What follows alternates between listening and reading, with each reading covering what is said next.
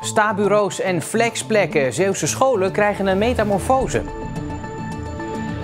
Het is maandag 21 oktober. Dit is Zeeland Nu. Bewegen in de klas is steeds belangrijker. Dit geven Zeeuwen aan in het donorregister. En bijzondere foto's van moeders en dochters.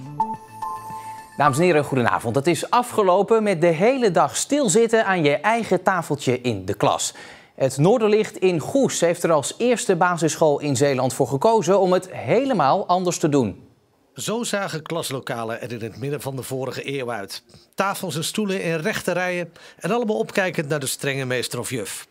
Tegenwoordig zie je steeds vaker dit beeld. Bij het Noorderlicht in Goes zie je bijzondere krukken.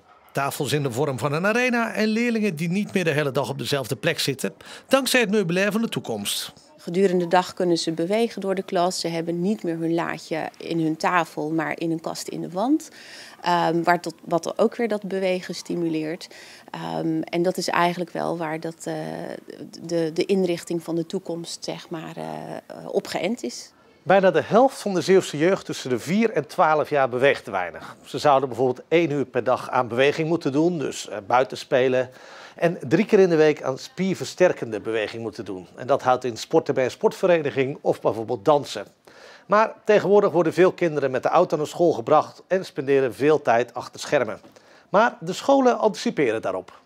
Op het Noorderlicht werken we met de Wiggly. Dat is voor kinderen die nog meer beweging nodig hebben. De Wiggly-kruk zorgt ervoor dat de beweging net onder de zitting plaatsvindt, waardoor de kinderen niet helemaal alle kanten op bewegen, maar dat de beweging in de heupen plaatsvindt. Waardoor het een rustig beeld blijft voor de leerkracht en een rustig beeld blijft voor de kinderen eromheen. De kleinigheid, de kleinigheid. Basisschool Het Noorderlicht in Goes is de eerste school in Zeeland die volledig overgestapt is op dit nieuwe meubilair. Volgens de makers het meubilair van de toekomst.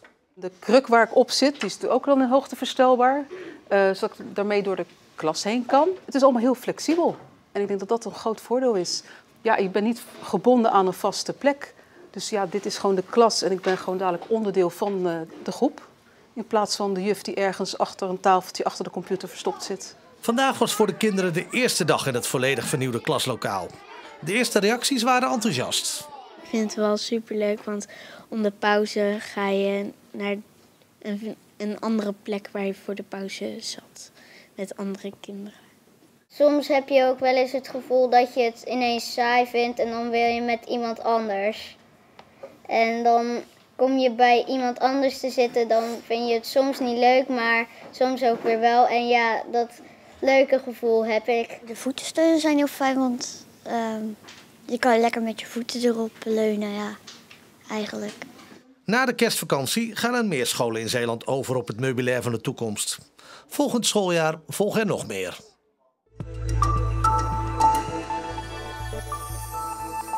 Op het Lodewijk College in Terneuzen staan vanaf vandaag toch geen stewards. De bedoeling van het project Steward op school was dat leerlingen elkaar aanspreken op kleine overtredingen. Bijvoorbeeld als een andere leerling geduwd wordt of als er afval op de grond wordt gegooid. Maar de afgelopen weken ontstond er ruzie op het Lodewijk College en waren maar liefst 14 politieagenten nodig om de menigte pubers tot rust te manen toen ze zich buiten hadden verzameld voor een vechtpartij. Het is niet de bedoeling dat de leerlingen zich nu als steward onveilig gaan voelen en dus vreest de directeur dat als ze nu zouden starten het project in de soep zou lopen. Zeeland staat in de landelijke top 3 van nee-zeggers als het gaat om het aantal donorregistraties. Alleen in Zuid-Holland en in Flevoland is het percentage donorweigeraars nog iets hoger. Begin deze maand bleken ruim 50.000 Zeeuwen uitdrukkelijk nee te hebben ingevuld in het donorformulier. En toch is het aantal ja-zeggers in Zeeland hoger met ruim 83.000. Overigens heeft de meerderheid van de Zeeuwse 18-plussers het formulier nog helemaal niet ingevuld. Nu ziet Vlissingen er zo uit, maar in 1945 zag het er zo uit. Met tientallen foto's achter ruiten van winkels en woonhuizen wordt de bevrijding herdacht. Ik weet dat mijn buurman, die heeft een foto van het oorlogsgraf, zoals dat hier op het gebied waar we nu staan was ingericht, een tijdelijk oorlogsgraf. De foto die ik voor het raam heb staan, zie je echt de bootjes die aankwamen landen hier voor ons. En waarom doet u eraan mee? Ik woon in een straat die Landingsstraat heet.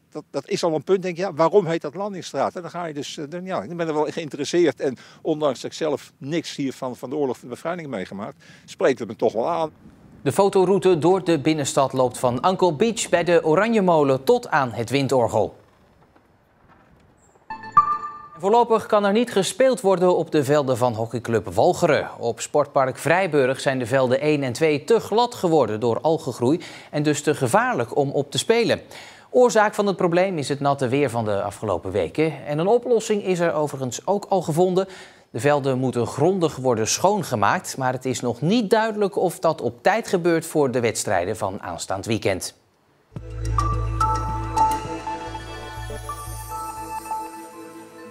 Een foto van je moeder met daarin een foto van haar moeder, met daarin dan een foto van haar moeder. Het is de Zeeuwse variant op het beroemde Drosten-effect, gemaakt door Toon van Dalen uit Koudekerke, die eerder al hetzelfde deed met vaders en zonen. Het grootste compliment dat ze mij kunnen geven is wanneer familie of vrienden zeggen van ja, dat is hij of zij zo precies zoals die is. Dat is voor mij het grootste compliment. Op een gegeven moment ben je met dit project gestart. Wanneer is dat idee ontstaan? Ik wilde mezelf leren om mensen te gaan fotograferen. En ja, ik hou wel van ja, zeg maar echte mensen. Gewoon zoals mensen zijn, geen opsmuk, et cetera. Toen dacht ik, weet je wat ik ga doen? Ik begin met de oudste generatie. Vraag een foto van zijn generatie erbij te plaatsen. En zo ga ik dan terug van opa naar vader naar zoon en eventueel kleinzoon. Waar zit je normaal gesproken?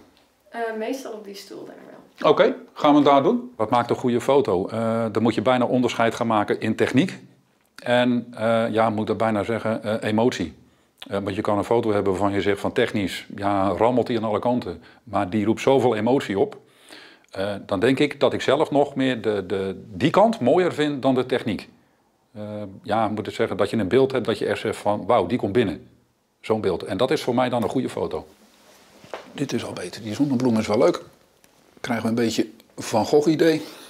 Moet je nog iets speciaals doen? Waarom heb je gekozen voor vaders en zonen en niet voor moeders en dochters? Omdat ik het idee had toen dat mannen wellicht wat makkelijker zijn dan vrouwen wat minder met hun uiterlijk bezig zijn.